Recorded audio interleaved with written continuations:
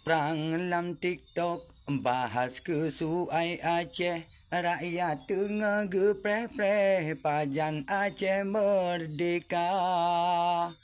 Perang temenak para pejuang Aceh. Belah renungan belah rede tiap urohana bla bla. Mu perang kali nyorakan lengan bude. Mungkin sin haseji mu perang model temenak. Getanyo rayan hana suah pejuang le. Karena awak nyan bak TikTok yang co merdeka. Hai perang alam TikTok bahas kesuai Aceh. Rakyat tengah gepreh-preh pajan Aceh merdeka.